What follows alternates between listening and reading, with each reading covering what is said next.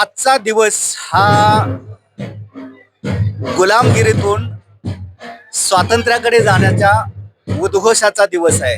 म्हणजेच महाराजे यशवंतराव होळकर यांच्या राज्याभिषेकाचा दिवस आहे. पिढ्यानपिढ्यांची शतकानुशतकांची गुलामगिरी झुगारून स्वातंत्र्याचा उद्घोष करण्याचा हा दिवस आणि या दिवसाचं महात्म्य वाढवण्यासाठी आदरणीय दीपकभाऊ बोराडे देखील या राज्याभिषेक सोहळ्याच्या निमित्तानं किल्ले वापगावला आलेले आहेत. त्यांच्याकडून महाराजा यशवंतराव होळकर यांच्या दैदिप्यमान इतिहासापासून आपण काय शिकलं पाहिजे, कोणता बोध घेतला पाहिजे या संदर्भातली माहिती घेणार आहोत. त्यामुळे मी तुम्हा सर्वांच्या वतीनं माननीय श्री दीपकभाऊ बोराडे यांचं या ठिकाणी स्वागत करतोय आणि तुम्हा सर्वांना या ठिकाणी राज्याभिषेक दिनाच्या लाख लाख शुभेच्छा देतोय.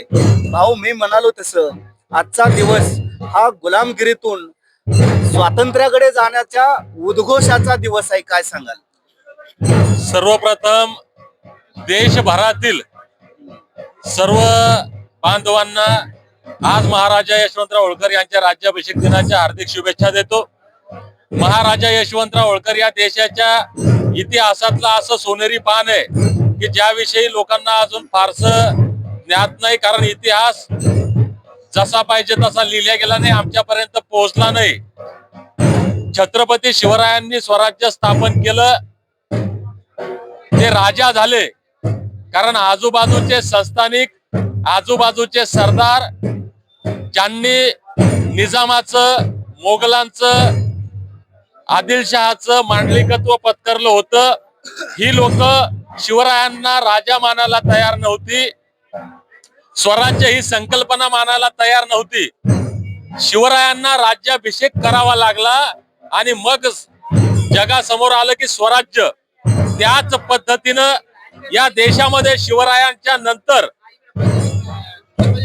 अद्वितीय असा पराक्रम गाजवणारे, ज्यांना या देशाचा नेपोलियन बोनापार्ट म्हटलं गेलं, महाराजा यशवंतराव होळकर जगत जेत्या इंग्रजांना आपल्या पायाशी लोळायला लावलं. महाराजा यशवंतराव होळकरांच्या या आयुष्यातला संघर्ष प्रचंड आहे. त्यांनाही कुणी या ठिकाणी मानायला तयार नव्हतं, म्हणून शिवरायांच्या नंतर पहिल्यांदा स्वतःचा राज्याभिषेक करून घेऊन अनभिषिक्त महाराजा झालेले महाराजा यशवंतराव होळकर यांनी आजच्याच दिवशी राज्याभिषेक केला, महाराजा झाले. आणि त्यांनी त्या काळात तत्कालीन सरदार असतील, छोटे मोठे राजे असतील, यांना विनंत्या केल्या की आपला भावकीचा वाद आहे, आपलं भांडण आपण कधीही मिटवू, परंतु आज या देशासमोर खऱ्या अर्थानं जर कोणतं संकट असेल, तुमच्या आमच्या पिढ्यांसमोर, भविष्यासमोर जर काही संकट असेल तर ते इंग्रजी सत्तेच आहे. आपण पहिल्यांदा इंग्रजी सत्ता उलथवून लावू.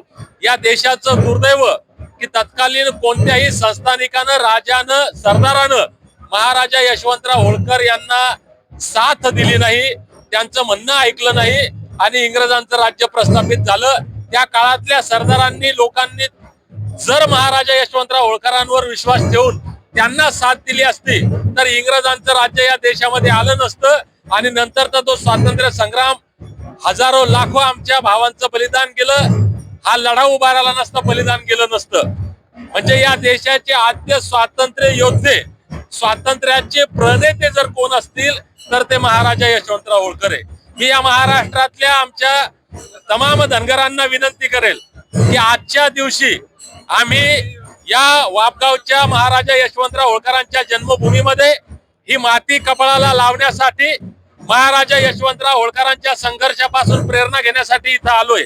बांधवांनो, महाराजा यशवंतराव होळकरांनी ज्याप्रमाणे सगळ्या लोकांना विनंती केली की आमचं भांडण आपसातलंय, आपण नंतर भांडत बसू, पहिल्यांदा इंग्रजांसोबत लढणं गरजेचं आहे, तसं आज महाराष्ट्रातल्या प्रत्येक धनगराला हात जोडून कळकळीची विनंती की आजच्या या पावन दिवशी, या पवित्र भूमीमध्ये आल्यानंतर आपसी मतभेद, आपसी हेवेदावे, आपसी गटतट, पक्ष, संघटना सगळं बाजूला ठेवा.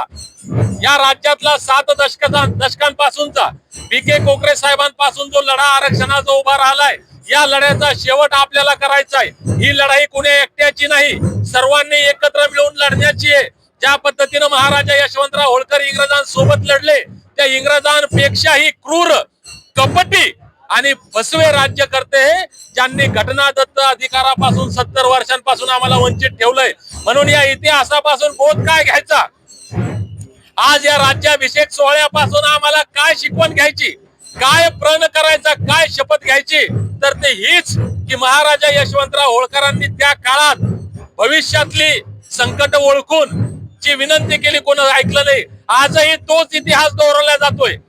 या इतिहासापासून प्रेरणा घेऊन नवा इतिहास घडवण्यासाठी आम्हाला सज्ज व्हायचंय. बांधवांनो, चला एकत्र या.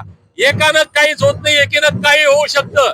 आमचा घटनादत्त अधिकार बाबासाहेबांनी आम्हाला दिलाय. या राज्याचा राजा देवेंद्र फडणवीस यांनी लाखो लोकांसमोर वचन दिलंय.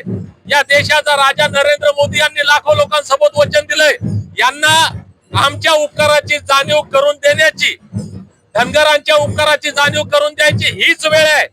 त्यांनी दिलेला शब्द पाळून आमच्या लेकराबाळांचं कल्याण करण्याची ही शेवटची संधी आहे. म्हणून बांधवांनो, लढा पेटलाय, वातावरण पेटलंय. मल्हार मावळ्यांनी येळकोटचा जयघोष केलेला आहे.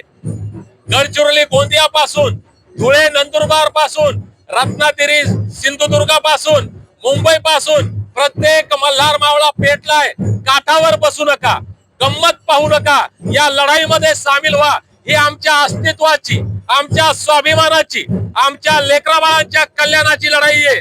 आज खऱ्या अर्थानं तुम्हाला जर यशवंतराव समजले असतील तर या लढाईमध्ये ताकदीनं सहभागी व्हा. ही लढाई ताकदीनं जिंकू.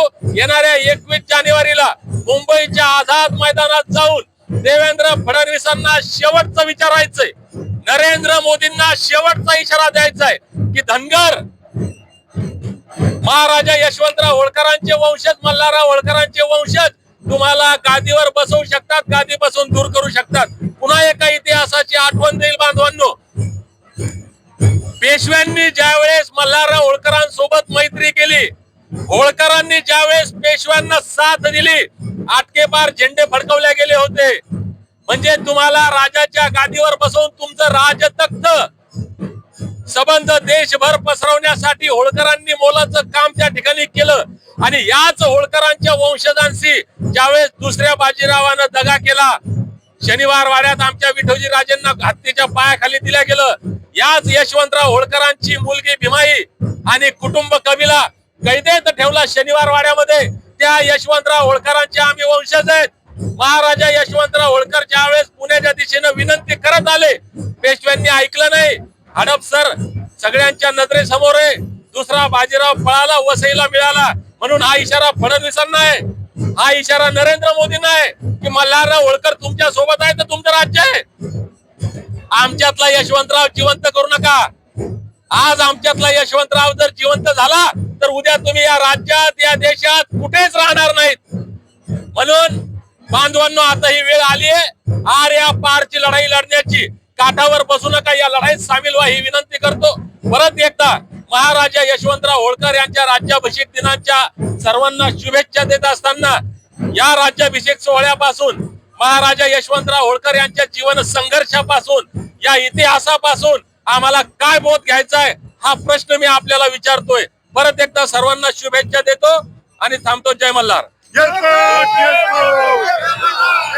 महाराजा यशवंतराव होळकर यांनी केवळ इतिहास घडवलाच नाही तर त्यांनी इतिहास बदलला देखील, हे या ठिकाणी आपल्याला दीपक भाऊ बोराडे यांनी सांगितलेलं आहे. आणि त्याचबरोबर त्यांनी ही देखील विनंती केलेली आहे की धनगर एसटी आरक्षणाची जी लढाई आहे ती लढाई आणखी तीव्र करण्यात येणार आहे. आणि आज राज्याभिषेक दिनी त्यांनी सर्व समाज बांधवांना आवाहन केलं की तुम्ही काठावरती बसू नका आणि या प्रवाहामध्ये कसं सामील होता येईल यासाठी प्रयत्न करा. म्हणजे काठावर बसू नका, पाण्यात उतरा. याचा अर्थ असा आहे की बघत बसू नका, या लढाईमध्ये सामील व्हा. बघताय काय लढाईमध्ये सहभागी व्हा. आणि 21 जानेवारीला मुंबईमध्ये जो महामोर्चा होणार आहे त्या महामोर्चामध्ये लाखोंच्या संख्येनं सहभागी व्हा हे सांगण्यासाठी दीपक भाऊ बोराडे या ठिकाणी आलेले आहेत. धन्यवाद भाऊ आमच्याशी बोलल्याबद्दल. आम्ही सगळेजण येतोय, आम्ही देखील येतोय. 21 तारखेला बहुसंख्येनं ताकदीनं मुंबईला निघतोय. तुम्ही देखील निघा एवढं आवाहन करताना या ठिकाणी थांबतो. धन्यवाद. आपला मित्र, आपला कार्यकर्ता अमोल पांढरे. जय मल्हार, जय भारत.